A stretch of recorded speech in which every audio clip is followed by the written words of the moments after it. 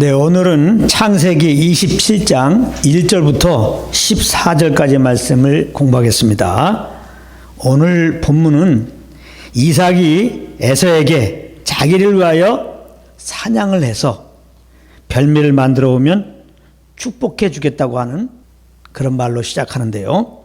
그때 리브가가 이 말을 듣고는 야곱에게 가서 이 들은 바를 말해줍니다. 그리고는 좋은 염소 새끼 2마리를 가져오라고 하면서 자기가 별미를 만들어주면 축복을 받기 위해서 그것을 이삭에게 갖다 주라고 말합니다. 야곱은 처음에는 망설였지만 결국은 리브가의 말을 따라서 염소 새끼를 가져왔고 리브가는 별미를 만들었다고 하는 그런 내용입니다. 오늘 말씀 우리가 잘 알고 있는데요. 오늘도 이 말씀을 통해서 우리 영혼이 주님을 깊이 만나는 그런 시간 되길 바랍니다. 오늘 말씀을 잘 이해하려면 창세기 25장 23절 말씀을 먼저 알고 있어야 돼요. 그래서 한번 이 시간에 창세기 25장 23절 말씀을 제가 한번 읽겠습니다. 두 국민이 내 태중에 있구나. 두 민족이 내 복중에서부터 나누리라. 이 족속이 저 족속보다 강해갖고 큰 자가 어린 자를 섬기라. 이렇게 말씀하고 있습니다. 이것은 리브가가 결혼 20년 만에 임신을 했는데 그 아들들이 그의 태 속에서 서로 싸워서 리브가가 이 일을 어떻게 해야 할지 하나님께 물었을 때 하나님이 대답해 주시는 말씀입니다. 여기 마지막에 보면은 큰 자가 어린 자를 섬기리라. 이렇게 하나님께서 말씀하시는데요. 이것은 하나님께서 장남인 에서가 아니라 그의 동생 야곱에게 복을 주시기로 작정하셨음을 알려주는 그런 내용입니다. 자, 그러면 이 말씀을 마음에 딱 염두에 두고 오늘 본문을 살펴보도록 하겠습니다. 1절부터 3절을 보면 이삭이 어느 날 에서를 불러서 이렇게 얘기합니다. 제가 다시 한번 읽어보겠습니다. 이삭이 나이가 많아 눈이 어두워 잘 보이지 못하더니 맏아들 에서를 불러 이르되 내 아들아 하매 그가 이르되 내가 여기 있나이다 하니 이삭이 이르되 내가 이제 늙어 어느 날 죽는지 알지 못하니 그런즉 내 기구 곧 화살통과 활을 가지고 들에 가서 나를 위하여 사냥하여 내가 즐기는 별미를 만들어 내게로 가져와서 먹게 하여 내가 죽기 전에 내 마음껏 내게 축복하게 하라. 이렇게 말씀하고 있습니다. 여기 보면 이삭이 자기는 나이가 많아서 눈이 어두우니 다시 말하면 죽을 때가 됐으니 이제 에서를 축복해 주겠다는 것입니다. 그러면서 자기를 위하여 사냥을 해서 별미를 만들어 그걸 가지고 오면 내가 그것을 먹은 다음에 에서를 축복해 주겠다고 하는 그런 내용입니다. 그러니까 이 말은 하나님의 축복을 계승할 자로 이삭은 에서를 생각하고 있었음을 알 수 있는 건데요. 그러나 이것은 잘못된 것이죠. 창세기 25장 23절에서 하나님께서 분명히 하나님의 축복은 에서가 아니라 야곱이 될 것을 말씀해 주셨기 때문입니다. 그렇다면 왜 이 사실을 알고 있는 이삭은 이런 잘못된 생각을 가지고 있었을까요? 이것은 이삭이 인간적으로 에서를 사랑해서 그런 것입니다. 창세기 25장 28절에 보면 이런 말씀이 있습니다. 이삭은 에서가 사냥한 고기를 좋아함으로 그를 사랑하고 그랬습니다. 이삭은 평소 에서가 사냥해서 자기가 좋아하는 고기를 먹게 주어서 그를 사랑하게 되었다. 즉 그래서 이삭은 에서에 대해서 콩깍지가 씌워지게 되었다. 그런 것입니다. 그래서 이삭은 하나님께서 야곱에게 축복해 주시겠다고 말씀해 주신 그 말씀을 새까맣게 잊어버리고 콩깍지가 씌워진 대로 생각을 해서 에서에게 복을 주려고 한 것입니다. 사람은 연약해서 그 마음에 콩깍지가 씌워진 대로 생각하게 되는 것입니다. 그래서 우리는 우리 마음이 주님을 향해서 콩깍지가 씌워져 있어야지 그 주님 따라서 생각하고 말하게 되는 것입니다. 그렇지 않으면 이렇게 이삭처럼 그 마음이 하나님 말씀에 대하여 왜곡하고 나름대로 타협을 하게 되는 것입니다. 이삭은 에서로부터 자기가 좋아하는 고기를 대접받을 때마다 이런 생각을 하고 있었을 것입니다. 물론 하나님의 말씀 따라 야곱을 축복해야 되지만 이렇게 아빠를 기쁘게 해주는데 에서를 축복해줘도 하나님께서는 다 이해해 주실 거야. 더군다나 나는 약속의 아들이니까 하나님은 내 선택을 존중해 줄 거야. 이렇게 에서에게 콩깍지가 씌워가지고 그 씌워진 대로 생각하다 보니까 이렇게 하나님 말씀을 자기 마음대로 왜곡하는 겁니다. 그래서 이렇게 콩깍지 씌워지는 것이 무서운 거예요. 그래서 하나님은 믿는 자들에게 주님을 향해서만 콩깍지가 씌워지게 하기 위해서 믿는 우리들에게 성령님을 보내주신 것입니다. 그러므로 우리가 항상 성령님과 사귐 가운데 있어야 할 이유가 여기 있는데요. 그렇게 할 때 그리스도께서 우리에게 행하신 일들이 생각이 나서 그 십자가로 나타나는 하나님의 사랑이 경험이 되어서 세상의 그 무엇보다 주님을 사랑하며 그 주님이 주시는 그 말씀 안에 거하는 그런 삶을 살게 되는 것입니다. 그러므로 이런 은혜가 우리들 삶 가운데 넘치기를 바랍니다. 그런데 5절에 보면은 리브가가 이삭이 에서에게 말한 그 말을 듣게 되었다는 것입니다. 이삭이 그의 아들 에서에게 말할 때에 리브가가 들었더니, 리브가가 이삭이 에서에게 이런 말을 할 것을 예상해서 귀를 쫑긋 세워서 들은 것은 아닙니다. 어쩌다가 들은 것입니다. 그러니까 이삭 입장에서는 에서에게 말하는 것을 리브가가 들을 것이라는 것은 꿈에도 생각 못한 거예요. 그런데 리브가는 들었습니다. 그래서 말을 조심해야 된다는 거예요. 조심해야 된다. 우리가 말하는 것은 누군가 다 듣게 돼 있어요. 세상에 다 알려지게 되어 있다 이 말입니다. 그렇기 때문에 남말은 새가 듣고 반말은 쥐가 듣는다, 이런 속담이 있는 겁니다. 사람들이 살아가다 보니까 쥐도 새도 모를 것이다 하고서 말을 했는데 결국은 그게 다 드러나더라 이 말이에요. 비밀이 없더라 이 말이에요. 그래서 이런 얘기를 한 겁니다. 남말은 새가 듣고 반말은 쥐가 듣는다. 말 조심하라는 얘기죠. 그러면 우리도 말을 조심해야 되는데, 말 조심한다는 게 뭡니까? 성령의 인도함을 따라서 말하는 것을 말하는 것입니다. 이제부터 내가 말 조심해야 된다. 그렇게 우리가 노력한다고 할 말만 하고 하지 말아야 할 말을 안 하는 게 아니에요. 우리가 성령의 통치 아래 들어가야 됩니다. 성령의 인도함을 따라서 이렇게 말을 할 때만이 그것이 말 조심이 되는 거예요. 그래서 우리가 성령의 통치 아래서 이 말하는 게 중요한데요. 그렇지 않으면 하지 말아야 할 말을 하거든요. 믿음의 말이 아니라는 거예요. 이스라엘 백성들이 출애굽을 했는데 그 출애굽할 당시에 그 20세 이상 젊은 사람들은 다 광야에서 죽게 됩니다. 왜 그런지 아십니까? 그들이 한 말 때문에 그래요. 그들이 어려움만 당하게 되면은 하나님께 원망합니다. 그러면서 뭐라고 그러냐? 이 광야에서 죽게 되었다 그러는 겁니다. 광야에서 죽게 되었다. 광야에서 죽게 되었다. 이 말이 하나님 귀에 들렸다고 그랬어요. 그래서 하나님이 들리는 대로 그렇게 그들에게 행하겠다고 말씀하시면서 다 죽게 한 겁니다. 여기서 우리가 받아야 할 진리는 뭐냐? 말 조심해야 되는 거예요. 우리가 말한 대로 그렇게 되는 겁니다. 그래서 우리는 말을 조심해야 되는데, 그 조심하는 건 뭐냐? 조심하려고 해서 되는 게 아니에요. 우리 안에 성령과 늘 교통 속에서 평강 가운데 이분이 주는 그런 감동을 따라서 말해야 되는 겁니다. 그런 경건의 연습을 하시길 바랍니다.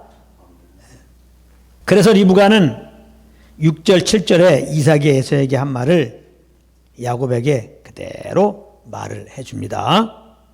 리브가가 그의 아들 야곱에게 말하여 이르되 내 아버지가 내 형 에서에게 말씀하시는 것을 내가 들으니 이르시기를 나를 위하여 사냥하여 가져다가 별미를 만들어 내가 먹게 하여 죽기 전에 여호와 앞에서 내게 축복하게 하라 하셨으니. 리브가는 그러면서 9절 10절에 보면 이삭을 속이고 야곱이 축복을 받을 수 있는 계략을 야곱에게 제시하는데요. 염소떼에 가서 좋은 염소 새끼 2마리를 내게로 가져오면 내가 그것으로 내 아버지를 위하여 그가 즐기는 별미를 만들리니 내가 그것을 내 아버지께 가져다 드려서 그가 죽기 전에 내게 축복하기 위하여 잡수시게 하라. 이렇게 말을 합니다. 야곱이 염소 새끼 2마리를 가지고 오면 자기가 별미를 만들어 줄 것이고 그러면 축복을 받기 위해서 그것을 아빠에게 갖다 주라는 것입니다. 그렇다면 리브가는 왜 이렇게 눈이 어두운 이삭을 속일 계획을 꾸몄을까요? 리브가 역시 야곱에게 콩깍지가 씌워서 그런 것입니다. 창세기 25장 28절에 보면은 이렇게 말씀하고 있습니다. 리브가는 야곱을 사랑하였더라. 사실 리브가는 이렇게 속이면서까지 야곱이 축복을 받게 할 필요가 없었던 것입니다. 왜냐하면 하나님이 그렇게 하시겠다고 이미 말씀해 주셨기 때문입니다. 그렇기 때문에 리브가는 그 약속의 말씀을 붙잡고 그러므로 하나님께서 그 말씀을 어떻게 이루시나 그 행하심을 바라보는 자리에 가면 되는 것인데 그 야곱에 대하여 콩깍지가 씌워져서 그 씌워진 대로 생각하다 보니 리브가는 마음의 평안이 상실된 채 이렇게 생각을 하게 된 겁니다. 아니, 어떻게 하면 좋지?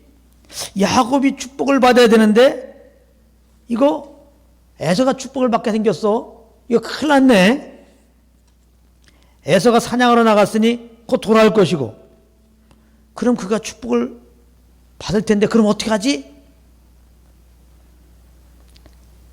리브가는 쓸데없는 걱정을 하게 된 겁니다.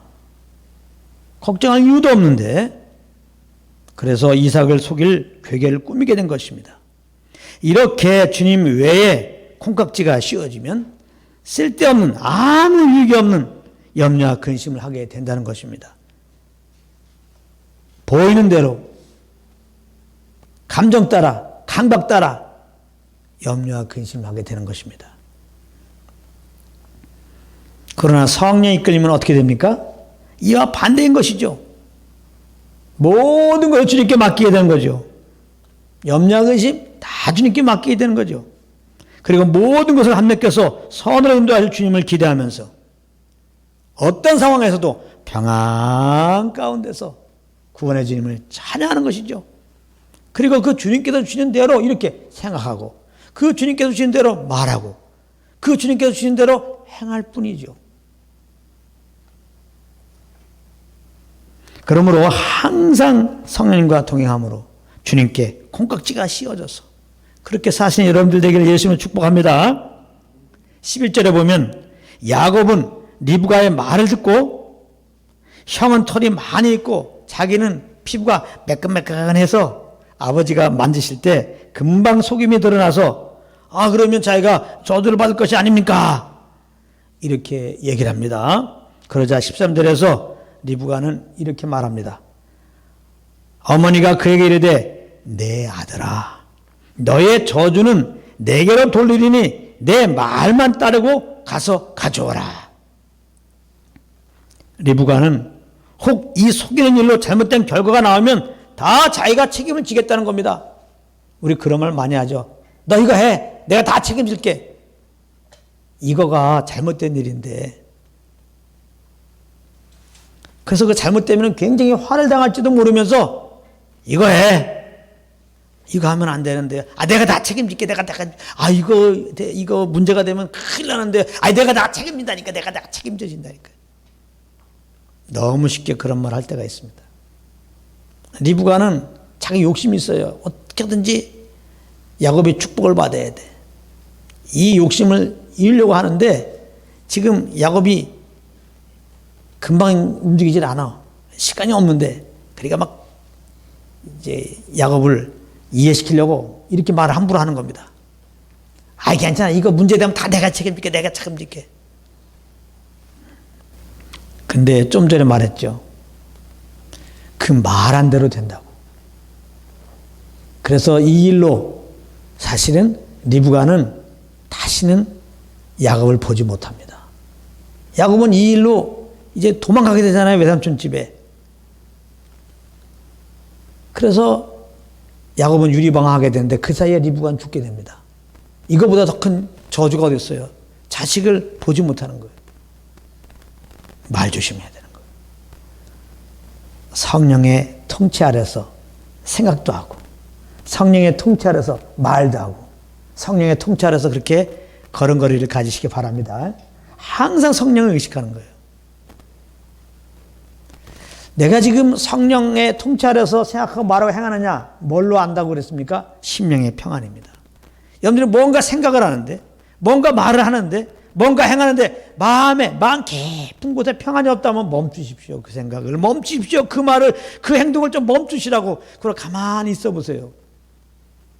잘못된 거 있으면 성령님이 알려줄 겁니다. 자백하시고 평안 가운데서 오는 그 생각을 하십시오. 평안 가운데서 오는 그 말을 하십시오. 평안 가운데서 오는 그 행위를 하시라 이 말이에요. 그렇게 하시길 바랍니다. 이게 성령의 통치 아래서 우리가 생각하고 말하고 행하는 길입니다. 이렇게 우리가 그래서 성령의 인도함을 따라서 말하는 것이 너무나 중요한 겁니다. 그래야지 내 영혼을 살리는 거예요. 믿음의 말이니까. 그것이 내 말을 듣는 사람들을 살리는 것입니다. 에베소 4장 29절입니다. 무릇 더러운 말은 너 입 밖에도 내지 말고 오직 덕을 세우는데 소용되는 대로 선한 말을 하여 듣는 자들에게 은혜를 끼치게 하라 그랬습니다. 우리 믿는 자들은 선한 말을 해야 한다는 거예요. 듣는 자들에게 은혜를 끼치는 말을 해야 한다는 거예요. 그래서 또 이 말씀을 전하고 말하면 안 되는 거예요. 여러분들, 믿는 자들은 선한 말을 해야 됩니다. 듣는 자들에게 은혜 끼치는 말을 해야 됩니다. 그러면 여러분들은 어떤 생각하겠습니까? 선한 말을 하려고 노력하게 되겠죠. 말을 하려고 할 때 말을 해도 이게 선한 말인가 아닌가 그 생각을 갖게 되겠죠. 그러면 꽝꽝꽝입니다. 또 이 말 듣고 은혜를 끼치게 해놨다고 내가 은혜 끼치는 말을 해야지 하고 노력할 거 아닙니까? 그럼 꽝꽝꽝입니다. 이 말씀 받은 게 문제가 되니까 얼마나 힘든지 몰라. 말 한마디 하려면은 이게 내가 이렇게 말한 게 은혜를 끼치는 거냐, 이렇게 하는 게 해를 주는 거냐, 연구를 많이 하고 말하는 겁니다. 그래서 이 말씀을 잘 지키려고 그러면은 제대로 말을 못해요. 선한 말을 하려고 찾다가, 은혜 끼치는 말을 하려고 찾다가 그럴 수가 있는 거예요. 너무나 이 말씀을 받고 충성스럽게 이 말씀을 지키고 살려고 하면 힘들어지는 겁니다. 어떤 말이 선한 말입니까? 어떤 말이 은혜에 끼치는 말입니까? 이것이 선한 말입니다. 이것이 은혜에 끼치는 말입니다. 제가 그렇게 여러분들에게 증거해 주면 여러분들은 좋다고 그러면서 아멘 한다고 그러면서 목사님이 정말 시원하게 말씀 주십니다 라고 할 수 있겠지만은 저는 그렇게 하지 않습니다. 이런 말이 어떤 사람에게는 선한 말이고 이런 말이 어떤 사람은 지금 악한 말이 될 수 있어요. 똑같은 말일지라도. 이런 일이 어떤 자에게는 선한 일이고 똑같은 일을 하는데 어떤 사람은 악한 일이 될 수 있어요. 그렇기 때문에 저는 그런 식으로 말씀을 증거하지 않는 겁니다. 이 한마디면 족하는 겁니다. 선한 말이 무엇입니까? 성령 인도함 따라 하면 선한 말이에요. 어떤 것이 영혼들을 살리는 겁니까? 정말 은혜를 끼치는 말입니까? 성령의 통치 아래 하시면 되는 거예요. 할렐루야. 염쓰고 오는 평안 가운데서 여러분들이 성령을 의지했는데 그럼 여러분들 평안 가운데 오는 그런 소원함을 따라서 그렇게 말하면 그것이 선한 말이에요. 그것이 은혜에 끼친 말입니다. 어떤 경우는 그래서 성령을 쫓아 평안 가운데 얘기를 했는데 받는 사람들이 기분 나쁘다는 거야. 막 성질 난다는 거야. 어때는 막 핍박도 합니다.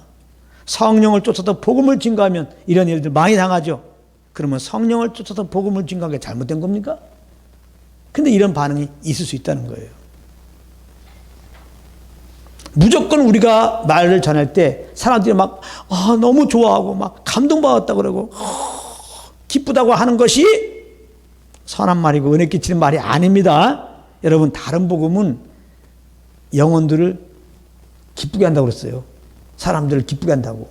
자기 의를 가지고 있는 사람들을 기쁘게 한다. 자기 욕심이 가득 찬 사람들은 다른 복음을 기뻐한다고 그랬어요. 다른 복음 전하는 게 선한 말 하는 겁니까? 다른 복음 전하는 것이 은혜 끼치는 말을 전하는 겁니까? 아니죠. 그렇기 때문에 선한 말을 하고 은혜 끼칠 말을 해야 되는데, 내가 말을 했는데 나타나는 열매가 뭔가 사람들이 좀 어렵고 그 상황이 조금 좀 어렵게 됐어. 그렇다고 거기에 대해서 여러분들이 내가 잘못 얘기한가 이러면 안 돼요. 그렇게 해서 여러분들이 나타나는 반응으로 말미암아 내가 선한 말을 했는지 은혜 끼치는 말을 했는지 그렇게 생각하면 안 되고, 여러분들 심령에 그 증거가 있어요. 성령님이 정말 여러분들이 성령으로 전했다면 그건 진짜 선한 말이에요. 은혜 끼치는 말이에요. 그러므로 진정 여러분들이 선한 말, 은혜 끼치는 말 했다면 여러분들 심령의 그 평안이 그것을 증명하고 있는 겁니다. 여러분들이 한 말이 선한 말이고 은혜 끼치는 말이었다, 그것을 보증하는 겁니다. 아시겠어요? 그걸 잘 아시기 바랍니다. 네.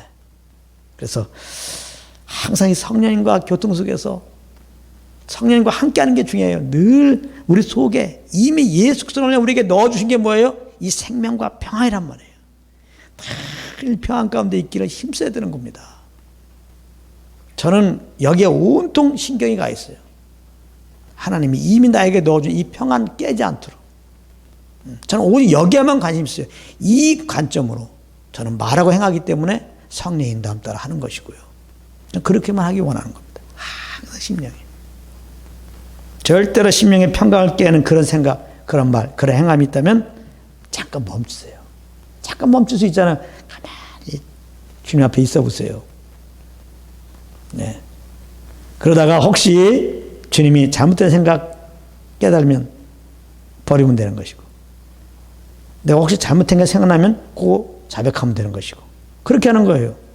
그 다음에 내가 하는 것이 이건 기쁨이 안 된다, 이거는 기쁨이 계속해서 안 된다, 그러면 내려놓는 거예요.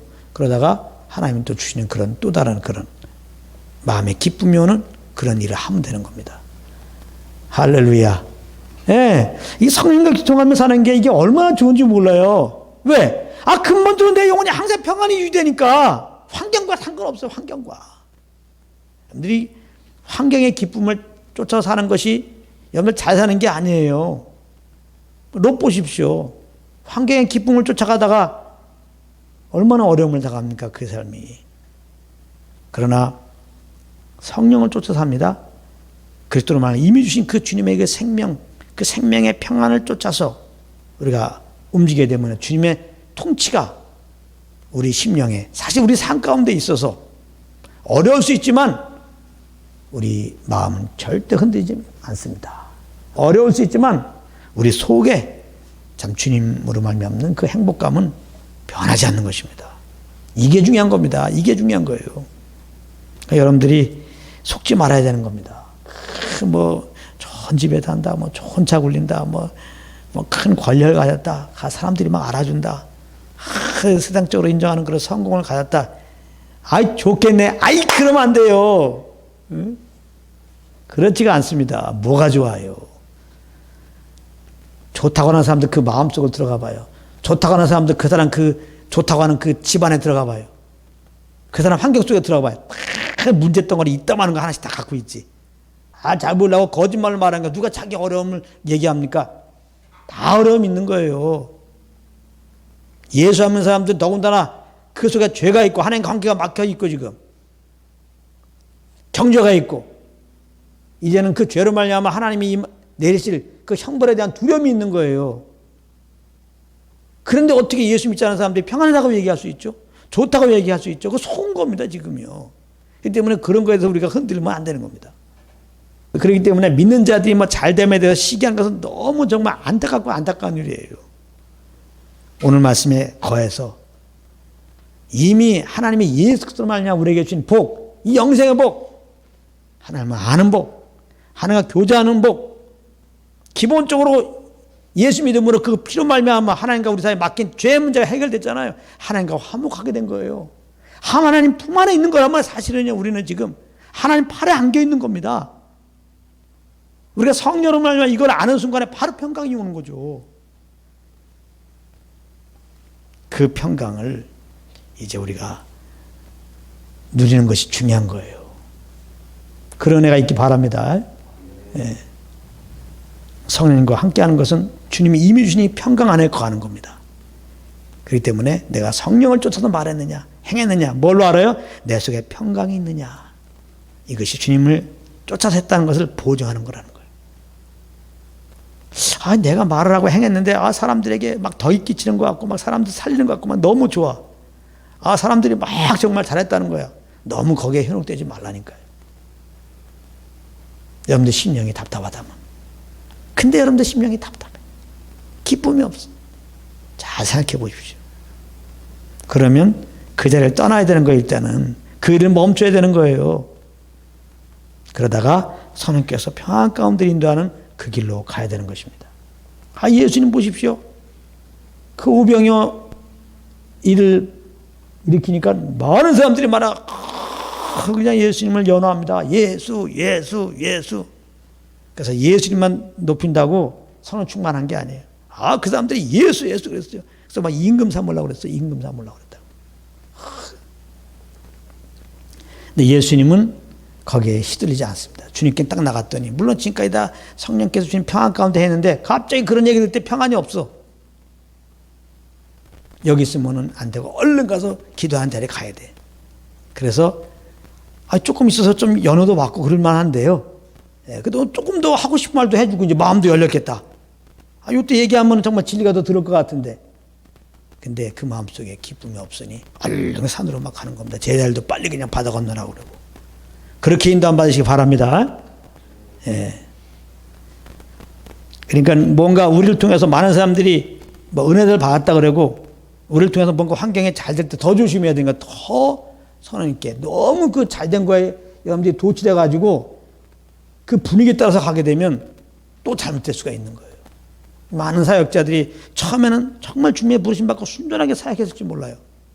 근데 어느 순간부터 이제 이렇게 나타나는 사역, 그런 기운 따라서 움직이다가 이렇게 말년에 안타깝지만은 미국은 말할 수도 없고 우리나라도 보면은 많은 사역들이 넘어지잖아요.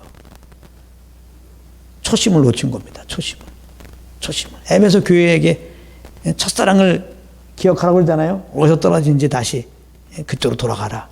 초심으로 돌아가라. 우리의 초심은 무엇입니까?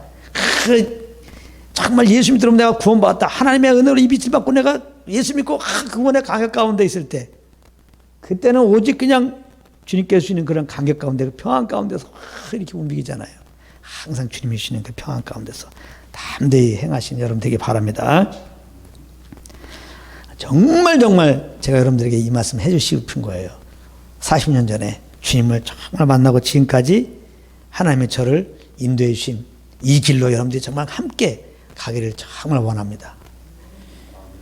우리에겐 더 이상 문제가 안 돼요. 정말입니다. 걱정이 더 이상 걱정이 안 돼요. 정말입니다. 정말이에요. 예수님 보세요. 배 타고 가는데 풍랑이 왔어요. 이거 봐. 그 아들일지라도 이 땅에, 이 저주받은 이 세상에 있으니까 풍랑을 당하잖아요. 근데 예수님 어떻습니까? 배 고물에서 주무셨다는 거예요. 배 고물에서.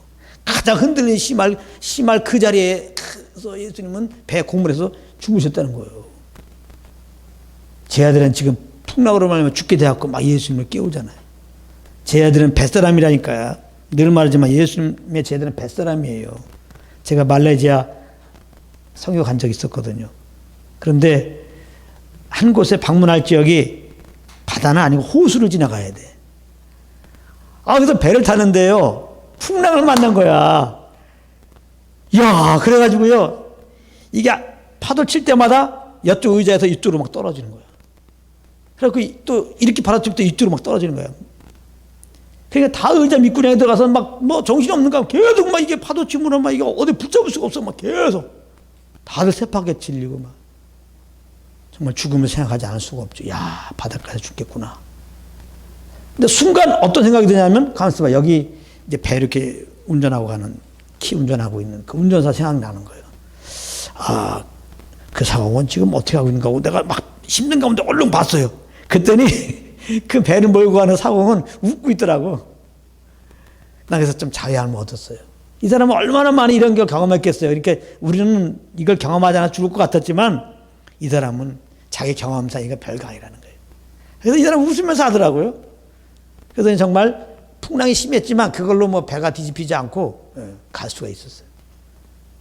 이 배 운전사 이상의 정말 그 바닷가에 잔뼈가 굵은 게 예수님의 제자들이 아닙니까? 그러니까 이 제자들이 지금 풍랑 때문에 예수님 죽게 됐습니다 얘기하는 거는 엄청난 풍랑이에요. 진짜 엄청난 풍랑이야 이게. 예수님은 원래 뱃사람이 아닙니다. 목수면 목수였지. 이거 정말 엄청나게 이거 위기를 당한 거예요. 근데 예수님은 주무셨어요. 뭘 얘기하는 겁니까? 예수님은 늘 하나님과 함께 움직였기 때문에 그 마음속에 평안 가운데 거했기 때문에 눈에 보이는 환경이 있지만은 어려움이 있지만은 정말 죽을 것 같은 상황이 있지만은 그거의 영향을 안 받을 수 있다는 거예요. 내가 지금 주님과 함께 하면은 그 주님이 주님 평안이 이렇게 예수님같이 성령님과 함께함으로 그만 평안 가운데 거함으로 어떠한 상황도 밟고 가시는 그런 가운데서 주님을 찬양하는 그런 가운데 우리 영혼들은 안식을 누릴 수 있는 그런 은혜가 있길 예수님을 축복합니다. 아 이게 신앙의 꽃이에요. 남들이 어려울 때 똑같이 어려워. 남들이 힘들 때 똑같이 힘들어. 뭐 우리가 연약해서 그럴 수 있지만 그러고 있으면은 그래요. 어떻게 예수 믿으라고 할 수 있겠습니까? 남들이 볼 때 너무나 힘들어. 너무나 힘들어. 너무나 힘들어. 내가 말 안 해도 너무나 힘들어. 근데 우리가 이렇게 성령을 쫓음으로 마음의 평안을 누리고 그 평안 가운데서 우리가 흔들림 없이 이렇게 움직인다면 세상 사람들이 거기서 귀한 빛을 보는 거죠. 거기서. 전에 우리가 지금 살던 집 전에 여기 이제 한 가게 위에서 살았는데 그 주인 아저씨는요. 그 희노애락이 없어 얼굴에. 거의 무표정이에요. 말도 없고요. 그냥 우리는 서로가 이렇게 인사하는, 저만 그냥 안녕하세요. 네. 저만 열심히 만나면 이런 얘기, 이분은 예, 그러게요. 무표정입니다. 세상을 초월한 도인 같아요. 그렇게 이제 7년을 살았는데 하나님의 인도함이 있어가지고 이제 4층에 살았는데 1층에 가고자 하는 마음이 있습니다. 이제 아내가 걸을 때가 됐기 때문에 1층이면 좋겠다. 그래서 이제 집이 나왔어요. 근데 우리가 살고 있는 집이 계약강에 남았어요. 그 때문에 그 집에 누가 와야지 내가 갈 수 있는 거거든요. 근데 정말 아직 올 집은 정해지지 않았는데 우리가 갈 곳이 정해진 거야. 그래서 얘기를 했어요. 어쩌거나 우리가 지금 여기 집은 나왔는데 지금 아직 계약이 남았는데 아무튼 좀 부동산 내주시고 뭐 여기 나가야 해도 나가니까요. 뭐 이런 식으로 얘기했더니 갑자기 이분이 그런 겁니다. 나 희노애락이 없는 분인 줄 알았는데 갑자기 그냥 믿어. 예? 그래요? 그럼 언제 거기 갈 수 있습니까? 그럼 당장 가게 하시죠. 여기 안 와도 됩니다. 여기 딴 사람이 아직 안 와도 얼마나 내어드릴게요. 걱정하지 마세요. 거기 날짜 잡고 들어가세요. 난 첫 번째 반응은 하나님이 그렇게 역사하셔서 그런가 보다. 감사함으로 이제 감사해요. 그래서 진행해서 이제 진행하고 있는 중에 한 번은 지하철에서 또 이분을 만났어요. 그때는 갑자기 지하철에서 만났는데 갑자기 저한테 그러는 거예요. 진짜 나는 죽었다 깨어나도 목사님처럼 살 수 없습니다. 왜 그래요? 그때? 어떻게 그렇게 그냥 사모님을 그렇게 그냥 업고서 맨날 올라갔다 내려갔다 그렇게 지내십니까? 나는 죽었다 깨어나도 그렇게 못 삽니다. 아마 목사님은 종교의 힘을 받아서 그렇지요? 그러는 거예요.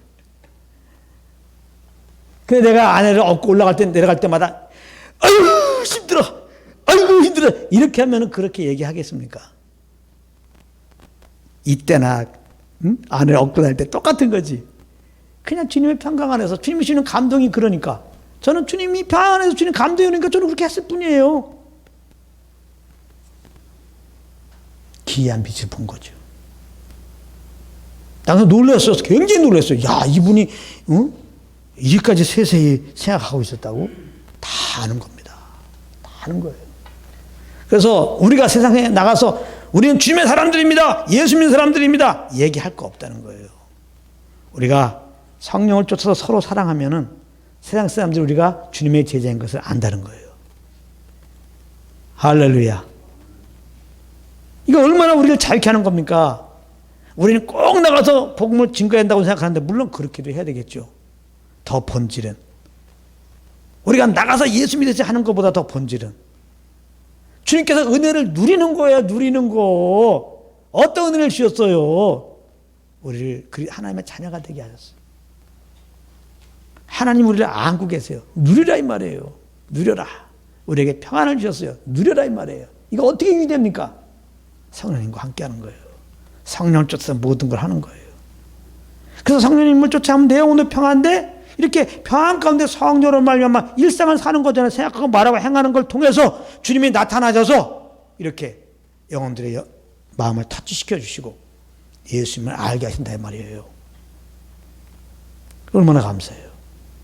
그래서 사도행전 1장 8절은 성령 임하시면 내가 권능을 받고 그 기운 따서 물론 복음을 증거하라고 하지만은 사실은 증거할 수밖에 없는 거예요. 내 증인이 되리라. 이것은 될 것이다. 그런 말입니다. 성령 임하면 너희들은 내 증인이 될 것이다. 왜? 성령 임하면 성령과 함께하면 성령 안에 거하면 주의 평강이 넘치니까. 성령과 동행하면 내가 나타날 거니까. 널 통해 나타나서 영혼들이 그 마음이 열리고 나에게 나오도록 내가 할 것이다. 그런 의미죠. 그래서 늘 우리가 항상 내가 주님에서 뭘 해드려야 되는데 이거가 먼저가 아니고 내 안에 계신 성령님은 늘 시가고 이분과 동행하는 자리에 가시길 바랍니다. 정말 중요한 동목입니다. 제가 요즘엔 너무 아주 이전보다 더 주님의 평안을 누리고 있어요. 그래서 또 이렇게 길게 얘기하는 것 같습니다. 너무 좋아가지고 그냥 좋은 거예요. 그런 거 예전에 그런 노래 있어요. 좋은 걸 어떻게. 근데 알고 보니까 저 여자가 좋은 거야. 이거 안 되는 거예요. 주님이 좋아야 돼. 할렐루야. 주님이. 뭐 이전보다 내가 특별히 더 좋아질 게 없거든요. 환경적으로는. 근데 좋은 겁니다.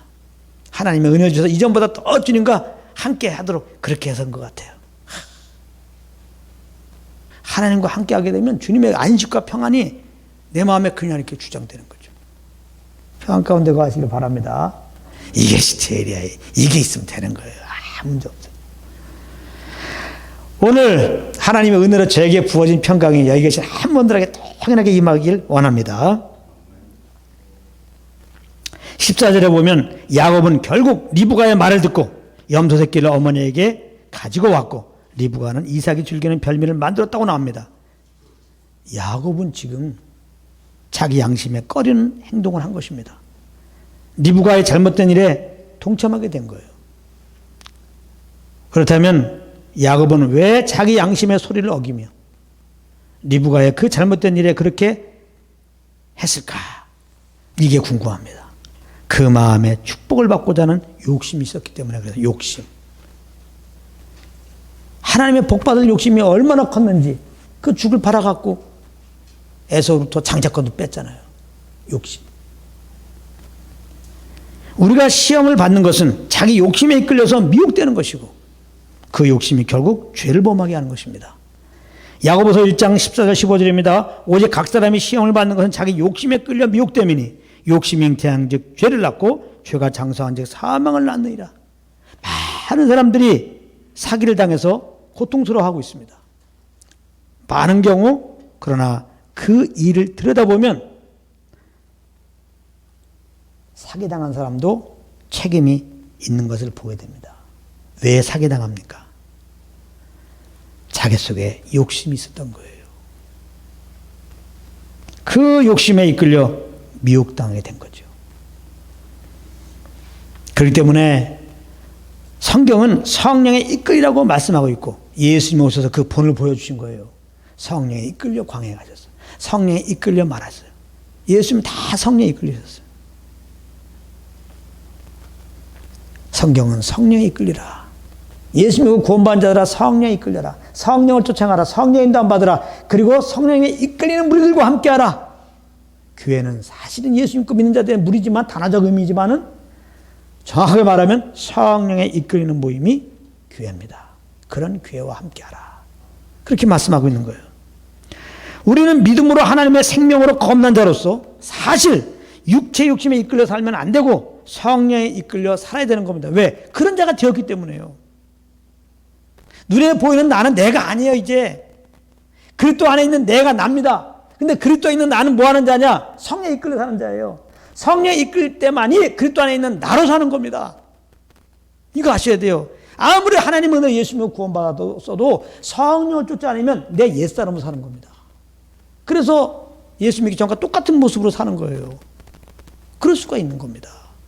그렇기 때문에 그리스도 내가 누군지를 알아야 돼요. 하나님의 자녀가 되었고 하나님의 아들들은 성령 인도함 받은 자다. 그러니까 제가 모일 때마다 성령 인도함 따라고 하는 것은 무리가 되는 게 아니라 당연한 겁니다. 그리스도 안에서 우리로 살라는 거예요. 그리스도 안에서 우리 성령 인도함 받는 겁니다. 그래서 다시 한번 기억하시기 바랍니다. 나는 그리스도 안에서 새롭게 된 자로서 성령의 인도함을 따라 사는 자로 새롭게 되었다. 그렇게 되면 우리를 구원하시고 영원한 천국의 소망을 주신 예수님 한 분으로 만족하게 돼요. 이 세상의 욕심이 그냥 사라집니다. 욕심 없어야지 그런다고 되는 게 아니에요. 많은 종교에 귀한 사람들이 이 욕심 따라 사는 게 괴로우니까 그렇게 산속에 들어가서 돈 닦고 있는데 안 되잖아요. 오직 영을 쫓아갈 때입니다. 예수 믿을 때 욕심으로 사는 나는 그리스도와 함께 죽여버리시고 이렇게 주님 한 분으로 만족하면서 평안까지 주님을 예배하면서 사는 자로 우리는 새롭게 된 겁니다. 이렇게 새롭게 된 자로서 사는 길은 성령을 쫓을 때 성령으로 말미암아 주님의 사랑을 알아서 자연스럽게 이 새 사람으로 욕심 없이 그렇게 주님과 교통하며 사는 겁니다. 당연히 세상의 유혹이 우리를 이길 수가 없죠. 세상 유혹에 넘어가지 않죠. 갈 이유가 없는 거죠. 주님으로 만족이 있는데 뭐 썩어 없을 세상에 어떤 거에 관심을 두겠습니까? 모쪼록 항상 성령과 교통 속에서 예수 그리스도의 은혜와 하나님 아버지의 이 사랑이 우리 마음에 가득 채워져서 그리스도 한 분으로 만족하고 그러므로 그 이름만 찬양하고 그 이름만 자랑하는 여기 계신 한 분 한 분들이 되시기를 예수 그리스도의 이름으로 축복합니다.